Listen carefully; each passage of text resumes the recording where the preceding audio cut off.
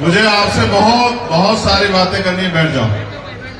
सबसे पहले तो मैं संचालक महोदय का धन्यवाद दूंगा कि उन्होंने मुझे यहाँ इस मंच पर बुलाया, और फिर मैं धन्यवाद दूंगा यहाँ के हमारे लोकप्रिय प्रत्याशी गठबंधन के भाई राजेश कुमार भायड़ा जी का।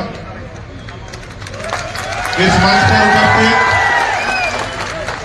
भीम आर्मी, आजाद समाज पार्टी, राष्ट्रीय लोकतांत्रिक पार्टी के सभी सम्मानित नेतागण, मेरे साथ चल के आए भाई राज नेहरा जी, किसानों के बड़े नेता भाई पुष्पेंद्र चौधरी जी, हमारे प्रदेश के प्रभारी भाई सतपाल चौधरी जी, और राजस्थान के भावी मुख्यमंत्री भाई हनुमान जी बेनीवाल का भी मैं बहुत बहुत धन्यवाद करता हूं।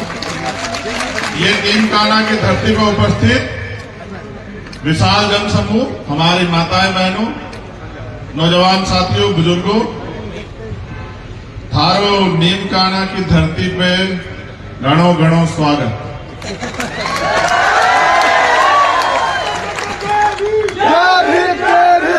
मैं भी सब बता दूंगा क्या नारे लगाने। तो लोकतंत्र का पर्व चल रहा है, इसके लिए 5 साल इंतजार करना पड़ता है। मैं अपनी बात को शुरू करने से पहले समय समय पे भारत की धरती पे जन्मे सभी संतों, गुरुओं, महापुरुषों को नमन करता हूं। उन सभी महापुरुषों को जिनकी वजह से आज ये मंच सजा। किसान, कमजोर, उपेक्षित वर्ग, हक वंचित समाज के नेता मंचों पर बैठे हैं। मुझे इस मंच पर बोलने का मौका मिला है, और आपके बीच का हमारा छोटा भाई राजेश यहां से उम्मीदवार है। मेरे प्रिय साथियों, राजतंत्र में राजा ने जो कह दिया, प्रजा के लिए वो अंतिम लाइन होती थी, प्रजा को मानना पड़ता। फिर राजतंत्र को खत्म हुआ राजतंत्र और लोकतंत्र आया। भारत के अंतिम व्यक्ति को वोट का अधिकार मिला, और मैं जब याद करता हूं तो मुझे ऐतिहासिक रूप से ये पता है कि जब हम आजाद भी नहीं थे तब डॉक्टर बाबा साहब अम्बेडकर और सर छोटू राम मिलकर इन वर्गों की तरक्की की लड़ाई जो है वो अंग्रेजों के साथ सामने लड़ रहे थे, और वो प्रयास कर रहे थे कि समता, समानता, बंधुत्व, भाईचारे पर आधारित समाज बने।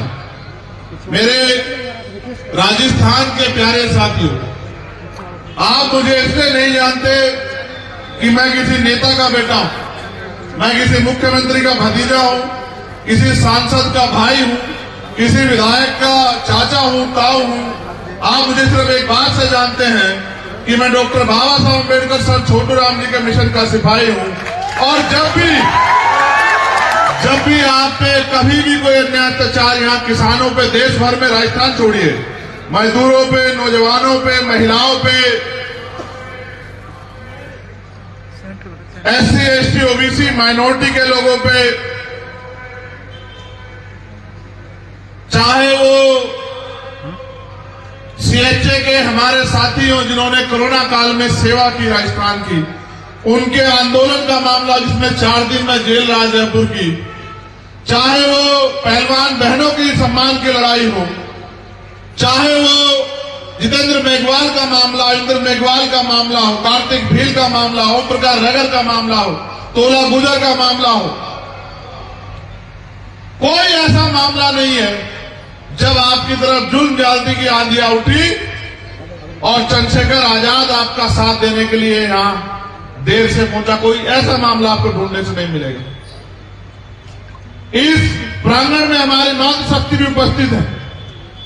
मेरी और हनुमान जी की दोस्ती की एक सबसे बड़ा कारण ये है कि जब मैं डॉक्टर बाबा साहब अम्बेडकर को पढ़ता हूं, समझता हूं, तो वो कहते हैं मैं किसी भी समाज की, देश की तरक्की उस समाज में रहने वाली महिलाओं की तरक्की से मापता हूं कि उस समाज की महिलाओं की कितनी तरक्की हुई है, उस देश में महिलाओं की कितनी तरक्की हुई है, इसको मैं पैमाना मानता हूं। और जब ये अलायंस की बात चल रही थी, इनके अलग अलग तरह के रूप हैं। कभी ये गुस्सा होते दिखाई देते हैं, कभी ये प्यार बांटते दिखाई देते हैं, कभी ये हक अधिकार के लिए लड़ाई लड़ते दिखाई देते हैं किसानों के लिए, कभी ये जहां न्याय होता है कमजोर वर्गों पे, मूछें रखने पे, घोड़ी पे बैठने पे, उनके हक हकूक की लड़ाई में इकट्ठा खड़े दिखाई देते हैं। लेकिन जो सबसे ज्यादा जिस बात ने मेरे ऊपर असर छोड़ा वो ये थी कि बात है 1997 की, जब इसी राजस्थान के जयपुर राजधानी जो है, अगर याद हो हमारे प्यारे भाई के, अगर याद हो डीसी जेसी बोस हॉस्टल में जब जो घटना हुई, एक बहन का अपमान हुआ, रेप हुआ, और यहां के नेताओं की इतनी हिम्मत नहीं थी, बड़े बड़े नेता थे कि कोई उस बच्ची की आवाज, उस बहन की आवाज उठा दे, उसको न्याय दिला दे। पुलिस भी ताकतवर लोगों के आगे कमजोर पड़ रही थी। जब आप नौजवान नहीं जानते होंगे, आप ढूंढोगे तो आपको मिल जाएगा। तो एक ही व्यक्ति था जिस लड़ाई को आज मैं लड़ रहा हूं, 25 साल पहले अपनी गाड़ी को भी सड़क पे लगा के जिसने ऐलान किया कि अगर उस बहन को न्याय नहीं मिलेगा तो ये रास्ते नहीं खुलेंगे। ऐसे आपके भावी मुख्यमंत्री हनुमान जी बेनीवाल, जब मैं उनका संघर्ष देखता हूं तो उनका संघर्ष और अपना संघर्ष मुझे एक जैसा लगता है। जब ये अकेले थे तब आपके लिए बहुत ईमानदार से लड़ रहे थे। अब तो हम 1 और 11, और जब हम 1 और 11 हुए, आपने पहली बार राजस्थान में देखा होगा कि आगे स्थापित दल जिनकी सरकार है, उनको भी अपनी लिस्ट जारी करने में पसीने छूट गए। आखिरी दिन जारी कर रहे, क्यों? उसका एकमात्र कारण मैं आपको बताता हूं कि जहां ये किसान का, मेरे नौजवानों महिलाओं की आवाज है, वही हमने संघर्ष से, और मैं धन्यवाद दूंगा अपने भीम आर्मी के एक साथी का, अपने भाई का, अपने वीर योद्धा का, जिन्होंने मुझे बल दिया। उनकी एकता इतनी मजबूत है, राजस्थान में अगर ये अंगड़ाई ले जाए तो सत्ता परिवर्तन कर सकती। मैं राजेश को कब से जानता हूं, मेरे आज भी याद 2018 में थानागाजी प्रकरण हुआ, इसका जिक्र किया, और मेरे बहुत अच्छी तरह याद है। मैं यूपी से आया और रास्ते में गिरिराज और ये और हमारे नेता अनिल धेनवाल वो मिले मुझे, और उस दिन जो आक्रोश था उस बहन को न्याय दिलाने के लिए, मेरे आज भी याद। तब मैंने राजेश को पहली बार देखा और मैंने उम्मीद की कि इस प्रदेश में नौजवानों में नेतृत्व उभर रहा है, अगर उनको सही पटल मिल गया और समय पर उनकी एनर्जी को समाज में वेस्ट न किया, उनको आगे बढ़ने का मौका दिया, तो एक ऐसी ऊर्जा पैदा होगी जिस ऊर्जा के प्रभाव में बड़े बड़े शक्तिशाली परिवार के लोग ध्वस्त हो जाएंगे। तो मजबूत करने का काम है, लेकिन चुनाव भी नहीं किया। क्यों? क्योंकि कोई गरीब का, कमजोर का बेटा आगे बढ़ के एक नया नेतृत्व न खड़ा हो जाए। जब जब आपने एकता बनाई, आपको याद है कि राजस्थान यूनिवर्सिटी में आपने इतिहास रचने का काम किया, और इस बार आप पे कि आप नीम का थाना में भी इतिहास रचो। वोट आपका है, संघर्ष आपका है, लाठी आपने खाई है, जेल आपने काटी है, अन्याय आपने सहा है। आपकी वोट में कोई और राज नहीं करना चाहिए।